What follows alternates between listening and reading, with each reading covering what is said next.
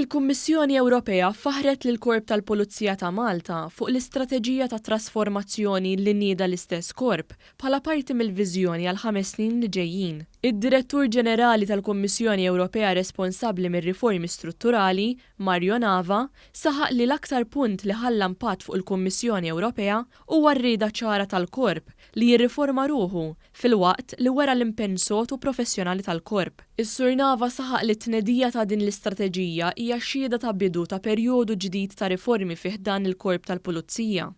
What struck us from the beginning was the strong ownership of the idea, the solid commitment, professionalism, and most importantly, the clear will of the Malta Police to reform itself. Fil-messaġġ tiegħu, id-Direttur Ġenerali stqarr ukoll li r-relazzjoni bejn il-Kummissjoni Ewropea u l-Korp tal-Pulizija komplet tissaħħaħ fl-2018, meta l-Korp ressaq idea għal proġett ta' riforma fundamentali tal-organizzazzjoni. Għaldaqstant is-Sur Nava sostna li s-suċċess wara l-istrateġija huwa approvat mill-fatt li l-Korp diġà beda jimplementa r-rakkomandazzjonijiet tiegħu. Id-Direttur Ġenerali tal-Kummissjoni Ewropea temm jgħid li l-proġett ħajkollu valur imprezzabbli meta l-Korp jaqsam l-esperjenza u l-arfin tiegħu ma' stati membri oħra wara li jkun implementa b'suċċess dan il-pjan. Din l-istrateġija li tfasslet fuq 3 prinċipji bi 11 il-mira se tiżgura l-immodernizzar tal-korp u li l-korp jitmexxa bi ħsieb ibbażat fuq l-arfin u l-intelligenza.